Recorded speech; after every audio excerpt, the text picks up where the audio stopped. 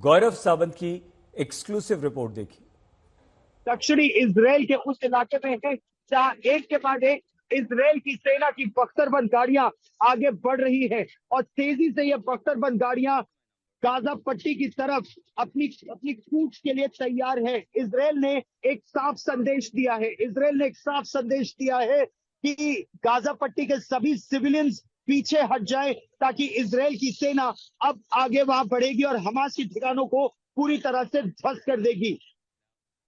वाडी गाजा के पीछे इजराइल ने कहा है कि हमास के आतंकवादी केवल फिलिस्तीन में रह जाएंगे और जो नॉर्मल सिविलियंस है, जो नागरिक हैं, वो पीछे हट जाए। और यही इस समय ये इन ट्रूप्स का भी कहना है कि अब जो उत्तरी गाजा पट्टी में दिखेगा उसे हॉस्टाइल समझा जाएगा, यानी वो हमास की तरह उसे देखा जाएगा।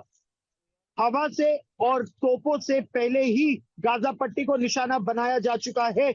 उत्तरी गाजा का इलाका और गाजा शहर का इलाका आदेश दिया गया है कि उसे खाली कर दिया जाए।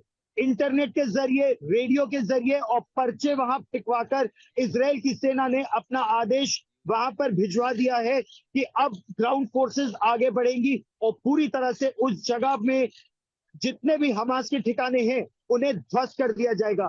ठीक मेरे पीछे आप ये बख्तरबंद गाड़ियां देख सकते हैं। ये टैंक नहीं है, इसमें वो मरकावा टैंक की तरह 120 मिलीमीटर की तोप नहीं लगी है। ये इन्फेंट्री कॉम्बैट व्हीकल है। इजराइल ने लेबनान की सीमा पर हिजबुल्लाह के ठिकानों पर हमला कर दिया। इसलिए अशरफ आप बताइए कहां कहां ये हमले हुए हैं, क्या स्थिति इस समय लेबनान की सीमा पर है?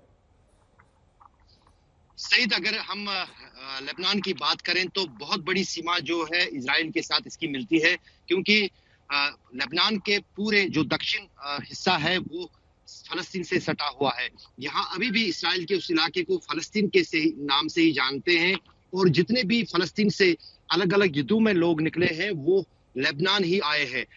पिछले 4 दिनों से लगातार रुक रुक कर जो है गोलीबारी भी इस्राएली सेना और हिजबुल्लाह, क्योंकि हिजबुल्लाह ही इस सीमा पर लड़ाकू फौज है जो लड़ती है इजराइल के साथ, वो उनके बीच में ये जो हो रहा था गोलीबारी, यहाँ से मिसाइल दागे जा रहे थे, रेड हो रहे थे इजरायली फौज पर और इजराइल फौज वहां से जवाबी कार्रवाई आर्टिलरी फायर से दे रहा था। लेकिन कल शाम से ये घटनाक्रम बदल गया जब 3 पत्रकारों को चिन्हित करके जो है इजराइल ने एक मिसाइल दागकर उनको मारने की कोशिश की, जिसमें उनका वाहन पूरी तरह से जल गया और एक पत्रकार की मौत हुई जो लेबनान का ही रहने वाला था, जबकि 2 विदेशी और 2 और स्थानीय पत्रकार जो हैं वो उस हमले में घायल हुए हैं। उसके बाद तनाव बढ़ गया और बीती रात में हिजबुल्लाह की तरफ से कई सारे मिसाइल जो हैं वो दागे गए थे इजरायली फौजी ठिकानों पर और उसकी जवाबी कार्रवाई रात भर होती रही।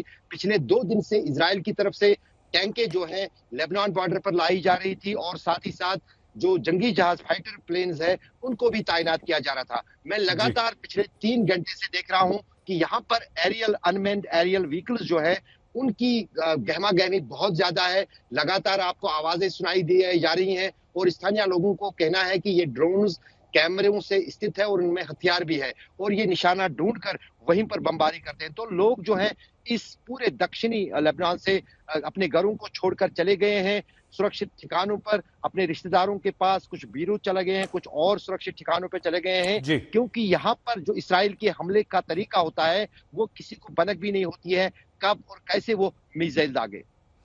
ठीक है अशरफ, हम और बात आपसे करेंगे क्योंकि आप लेबनान सीमा पर हैं, युद्ध वहां पर शुरू हो चुका है, तो अपना ध्यान रखिएगा, ख्याल रखिएगा, बच के रहिएगा, संभल कर रिपोर्टिंग कीजिएगा। वहां पत्रकारों की भी मौत हुई है।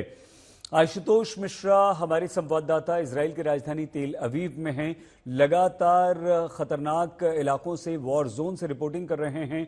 आशुतोष, आप भी अपना ख्याल रखिएगा, गौरव के साथ आप दोनों भी संभल कर रिपोर्टिंग कीजिएगा। क्या स्थिति इस समय वहां पर बताइए।